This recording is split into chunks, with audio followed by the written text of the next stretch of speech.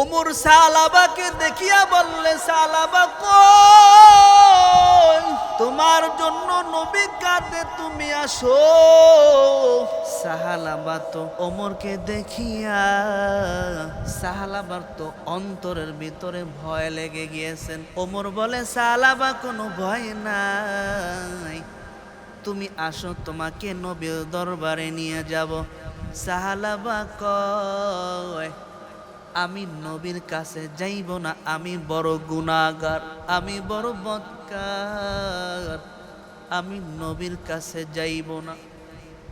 ওমরে ফারুক বলল, ও সালাবা, তোমার কোনো চিন্তা নাই, তোমার কোনো ভয় নাই, আমি নবীর কাছে তোমাকে নিয়ে যাব। সাহালাবাকে নবীর দরবারে নিয়ে গেল। সাহালাবা নবীকে দেখিয়া একটা চিল্লান দিয়া বলে, ও নবী আমার, আমি তো সাহালাবা বড় বদকার গুনাহগার।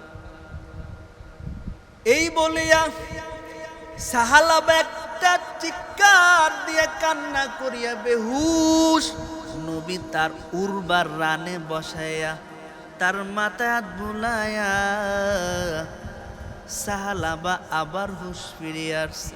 সাহালাবা আবার কান্না করিয়া কয়, ইয়া রাসূলুল্লাহ, আমি বড় গুনাহগার।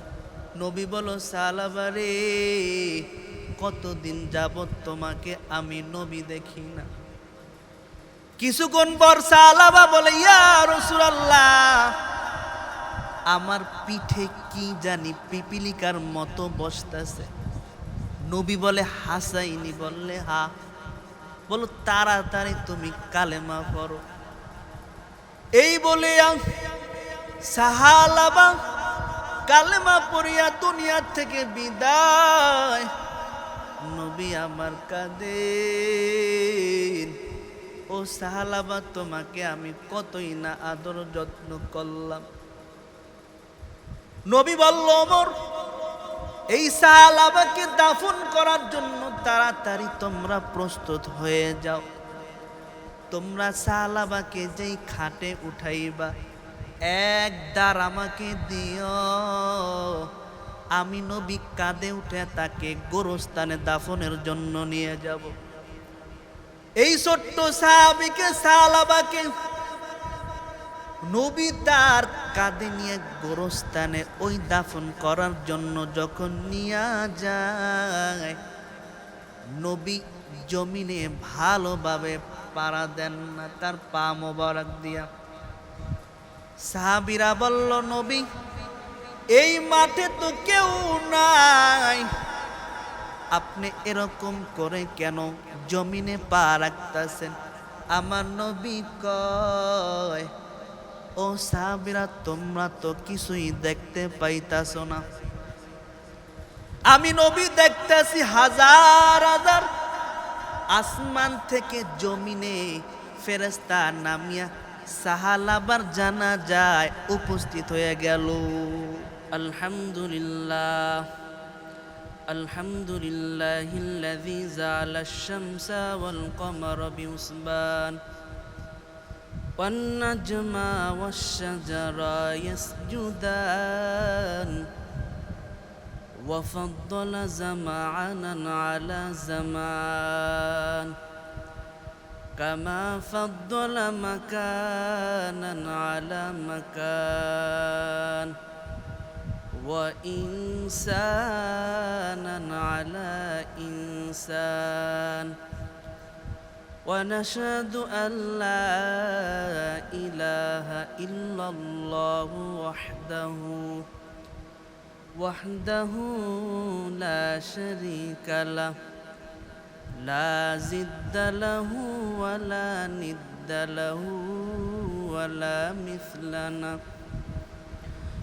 ونشهد أن محمدا عبده ورسوله أما بعد فأعوذ بالله من الشيطان الرجيم بسم الله الرحمن الرحيم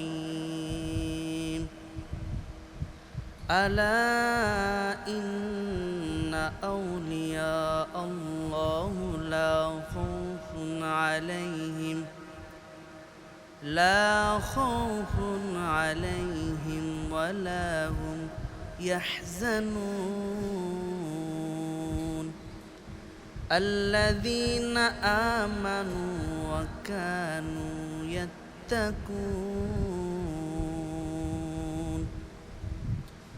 صدق الله المولانا العظيم وصدق رسول النبي المثل الكريم ونحن على ذلك من الشاكرين والذاكرين والحمد لله رب العالمين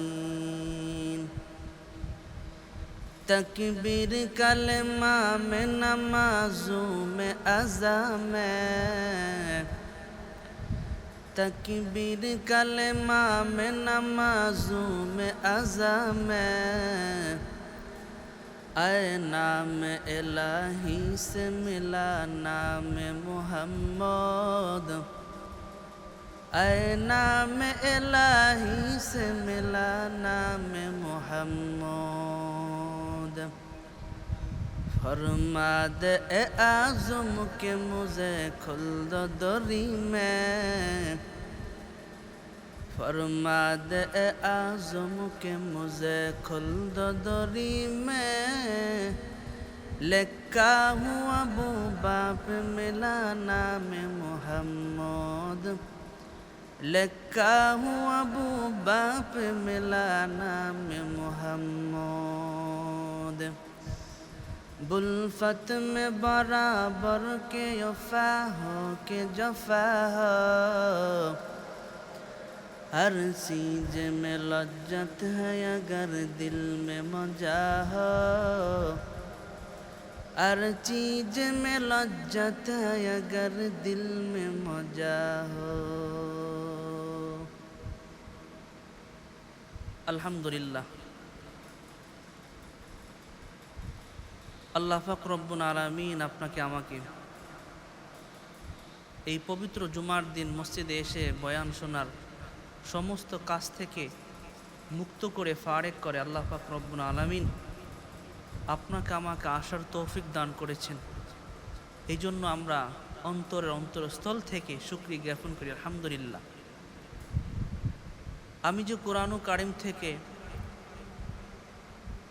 ছোট্ট এক অংশ তেলাওয়াত পাঠ করেছি, এই তেলাওয়াতের উপর আপনাকে আমাকে ধৈর্য সহকারে কিছু কথা শুনবার জন্য তৌফিক দান করুক। সকলে বলি আমিন। আল্লাহ ইন্না আউলিয়া আল্লাহু লা খাউফুন আলাইহিম ওয়ালা হুম ইয়াহজানুন আল্লাযীনা আমানু ওয়া কানু ইয়াত্তাকুন। আল্লাহ পাক রব্বুল আলামিন বলেন, আউলিয়া কেরামদের কোনো ভয় নাই, তাদের কোনো চিন্তা নাই, দুনিয়ার ভিতরে তাদের কোনো চিন্তা নাই, কোনো ভয় নাই। আউলিয়া কেরাম কাদেরকে বলা হয়? আউলিয়া বহু বচন, এক বচন হচ্ছে ওলি। আউলিয়া কারা? যাদের ভিতরে দুইটা গুণ থাকবে। এক নম্বরে পরিশুদ্ধ ঈমান, দুই নম্বরে তাকওয়া। হর কে দারত খৌফে হক দর দিল মাদাম জন্নতুল মাওয়াদ হাদুরা মাকাম जुज़्बा हक सी जे मखा अज इन सोजा ফজলে উয়া বস্তে বজর জুমলা জাহা। যাদের ভিতরে ঈমান থাকবে, যাদের ভিতরে তাকওয়া থাকবে, তারাই আউলিয়া। আউলিয়া کرامদের আল্লাহ পাক রব্বুল আলামিন নিজেই বলে তাদের কোনো ভয় নাই, তাদের কোনো চিন্তা নাই, তাদের কোনো পেরেশানি থাকবে না, কোনো অন্তরে ভয় থাকবে না। পরিশুদ্ধ ঈমান, পরিশুদ্ধ ঈমানওয়ালাকে বলা হয় আল্লাহর ওলি, তাকওয়ালাকে বলা হয় আল্লাহর ওলি বলা হয়। পরিশুদ্ধ ঈমান কাদের ছিলেন? তারাই হচ্ছে আউলিয়া। এক আল্লাহর ওলি, তিনি একদিন দেখতেছেন কবরের পাশে বসে দুইজন লেখালেখি করতেছেন। মালিক ইবনে দিনার, মালিক ইবনে দিনার কয়, তোমরা কি লিখতেছ এই কবরের পাশে বসিয়া? দুইজন লোক জবাব দেয়, আমরা কারা জান্নাতি তাদের এই জায়গায় নাম উঠাইতেছি। মালিক ইবনে দিনার কয় যে দেখো আমার এই তোমাদের খাতার ভিতরে আমার কোনো নাম আছে কিনা মালিক ইবনে দিনারের? ওই দুইজন লোক কয় আপনার কোনো এই খাতার ভিতরে কোনো নাম নাই। এই যখন শোনার পর মালিক ইবনে দিনার বেহুশ হয়ে গেলেন। হুশ আসার পর মালিক ইবনে দিনার বলেন যে আবার ভালো করে দেখো এই খাতার ভিতরে আমার কোনো নাম আছে কিনা। ওই লোক দুইটা বলতেছে আবার আপনি আমাদের কাছে জিজ্ঞাসা করতেছেন, বললামই তো তার আপনার কোনো নাম নাই এই খাতার ভিতরে। তখন ওই দুই লোক চলে গেল। মালিক ইবনে দিনার তো চিন্তা খানা ফিনা নাই, তার কোনো ঘুম নাই, অজর দ্বারা কান্না করতেছেন। মালিক ইবনে দিনার একদিন গভীর রাত্রে স্বপ্ন দেখেন, আরে মালিক তোমার কোনো চিন্তা নাই, তোমার কোনো ভয় নাই, তোমার খাতা আল্লাহর ওলিদের খাতায় উঠে গেল। আউলিয়ারা কারে উকুবাইকে দিয়া জাহেলারা কারে দুনিয়া এখতিয়ার। তারা হচ্ছে আউলিয়া, তাদের কোনো দুনিয়ার ভিতরে কোনো ভয় নাই, কোনো পেরেশানি নাই, কোনো দুঃখ নাই, তাদের কোনো পেরেশানি থাকবে না। আল্লাহর বুজুর্গ মুবারক রহমাতুল্লাহ আলাই বড় বুজুর্গ ছিলেন। তিনি ইন্তেকালের পর আল্লাহর আরেক বুজুর্গ স্বপ্ন দেখলেন। মুবারক রহমাতুল্লাহ আলাই জান্নাতের ভিতরে ঘোরাঘুরি করতেছেন। ওই আল্লাহর বুজুর্গ কয়, এই মুবারক আপনি জান্নাতের ভিতরে কেরম আছেন? মুবারক রহমাতুল্লাহ আলাই বলে, আলহামদুলিল্লাহ আমি বড় ভালো আছি, কিন্তু আমি ভালো আছি আমার বাড়ির পাশের এক কামার, তিনি তো আমার চাইতে বড় জান্নাতের অধিকার হয়েছেন। এই স্বপ্ন দেখার পর আল্লাহর বুজুর্গর ঘুম ভেঙে গেল। ঘুম ভাঙ্গার পর আল্লাহর বুজুর্গ তার বাড়ির কাছে যায় তার বিবিকে ডাক দিল। তার বিবিকে ডাক দিয়া কয়, আপনার স্বামী তো ইন্তেকাল করেছেন, তার কি এমন আমল আমার আল্লাহর কাছে কবুল হইয়া বড় জান্নাতের অধিকার হয়েছেন? আপনার স্বামী কেমন আমল করেছেন? স্বামী যেটা করে স্ত্রী কিন্তু ভালো জানেন, স্ত্রী আবার যেটা বলেন স্বামী কিন্তু ভালো জানেন। ওই আল্লাহর বুজুর্গ তার স্ত্রীর কাছে জিগায়, আপনার স্বামী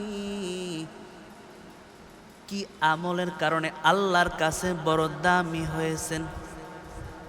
আল্লাহর কাছে দামি হওয়ার পর আল্লাহ তাকে বড় জান্নাতের অধিকার বানাইছেন। বলল, আমার স্বামীর একটা আমল ছিল। আমরা বড় গরিব মানুষ, আমার স্বামী কামারের কাজ করত। দিনের বেলা এত গরম, আমার স্বামী ওই কামারের কাজ করিয়া ক্লান্ত বোধ হয়ে যাইত। যখন রাত্রিবেলা হয়ে যাইত আর একজন কামারের কাজ করত। আমার বাড়ির সামনেই মোবারকের বাড়ি। মোবারক রহমাতুল্লাহ আলাই যখন ছাদের উপরে তিনি ইবাদত করতেন, আমার স্বামী দেখিয়া বড় আফসোস করতেন যে আল্লাহ তুমি আমাকে গরিব বানাইছো,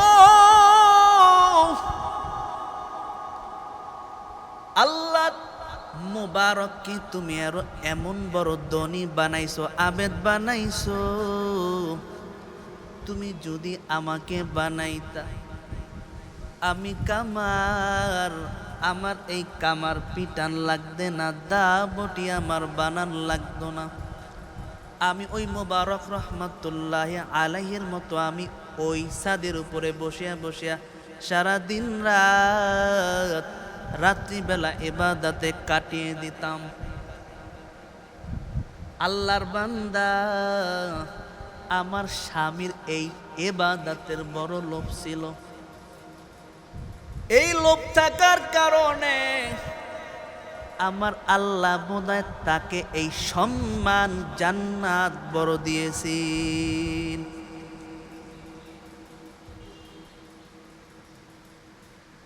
কেমন তাকওয়াওয়ালা বান্দা তারা ছিলেন, কেমন ইবাদতওয়ালা বুজুর্গ তারা ছিলেন, কেমন ইবাদতের পিপাসু ছিল তাদের ভিতরে। আমরা তো 5 ওয়াক্ত নামাজি মসজিদে এসে পড়তে চাই না, আবার সারা রাত ইবাদত।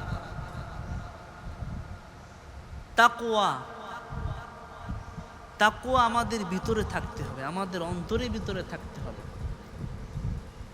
সাহাবায়ে কেরামদের ভিতরে কেমন তাকওয়াওয়ালা ছিলেন, আল্লাহর ওলিরা কেমন তাকওয়াওয়ালা ছিলেন। আল্লাহর নবীর এক সাহাবী সাহালাবা, ছোট্ট সাহাবী, তিনি একদিন গ্রাম্য রাস্তা দিয়ে হাঁটতেছেন। হঠাৎ তার নজর একটা বেগানা নারীর দিকে চলে গেলেন। তিনি তাকান নাই, বরঞ্চ তার নজরটা এমনিতেই পড়ে গিয়েছেন, তিনি কিন্তু তাকান নাই। ওই বেগানা নারীর দিকে নজর পড়ার পর সাহালাবা তাড়াতাড়ি সাথে সাথে চোখটা ঘুরায় ফেললেন। চোখটা ঘুরায় ফেলায়া সাহালাবা বড় চিন্তায় পড়ে গেল। আমার চোখটা ওই বেগানা নারীর দিকে পড়ে গেল, আমার কি উপায়? ওই ছোট্ট সাহাবী সাহালাবা নিজেকে নিজে প্রশ্ন করতেছেন, আমি নজর দেই নাই, বরঞ্চ আমার নজরটা ওই বেগানা নারীর দিকে চলে গেল। আমি এখন রসুলের দরবারে কেমনে যাই? আমি তো গুনাহগার, রসুলের দরবারে আমি কেমনেই যাই?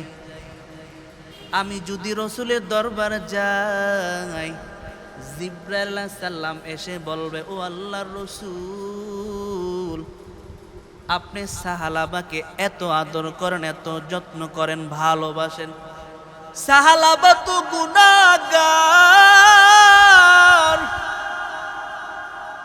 এই সাহালাবাকে কেন আপনি এত আদর করেন?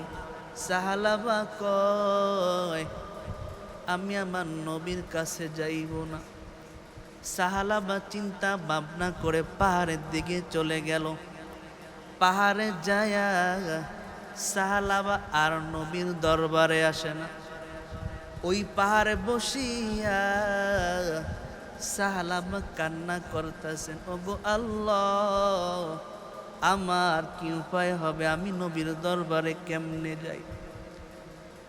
সাহালাবা এই পাহাড়ে যায় অনেক দিন কাটায় ফেলল। তিনি যখন ক্ষুধা লাগে তখন গাছের পাতা ছিঁড়িয়া তিনি তার ক্ষুধা নিবারণ করেন।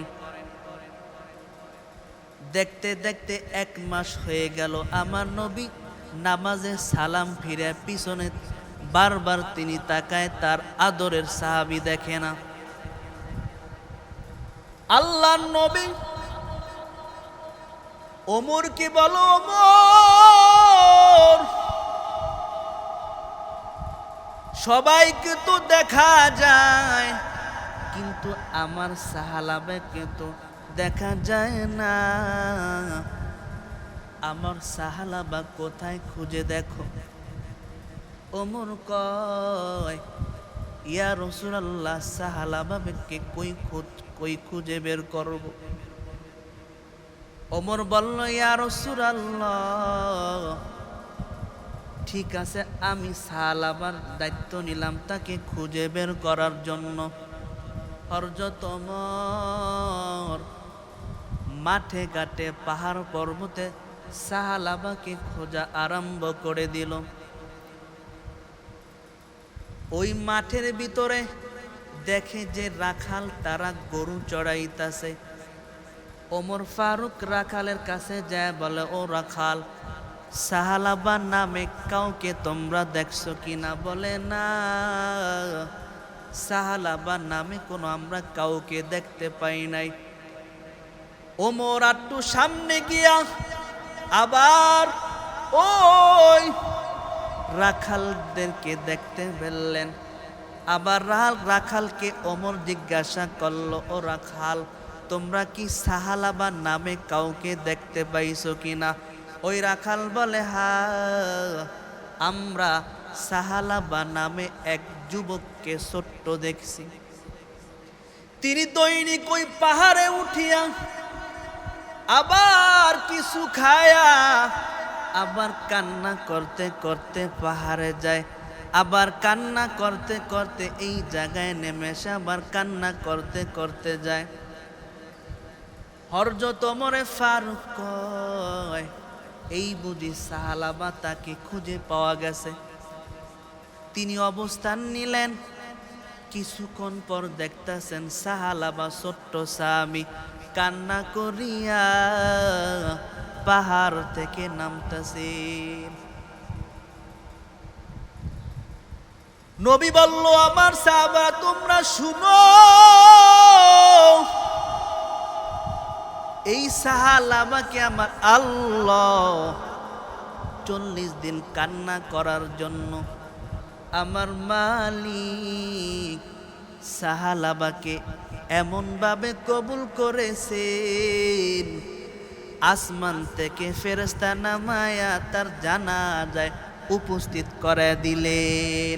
আউলিয়ারা কারে ওকুবায় ইখতিয়ার, জাহেলারা কারে দুনিয়া ইখতিয়ার। তাকওয়া অর্জন করতে হবে, ভিতরে তাকওয়া আনতে হবে, আল্লাহর ভয় অন্তরে জমা করতে হবে। তাহলে আমার মালিক আপনাকে দুনিয়া তো ভালোবাসবেন, পরকালে ভালোবাসবেন। মূসা আলাইহিস সালামের জমানায় একটা লোক বড় গুনাহ করতেন, বড় বদকার। তার এলাকায় সব মানুষ তার উপরে ক্ষিপ্ত হয়ে গেল, তার মা পর্যন্ত তার উপরে নারাজ হয়ে গেল। এলাকার সবাই পয়গম্বর মূসা আলাইহিস সালামের কাছে যায় তার জন্য বিচার দায়ের করলো। ইয়া মূসা, আল্লাহর রাসূল এই যুবকের জন্য, অমুক যুবকের জন্য এলাকায় সব যুবকরা কিন্তু খারাপ হয়ে যাইতাছেন। তার মা পর্যন্ত কয়, আমার সন্তানকে জঙ্গলে ফালায় দিয়ে আসো।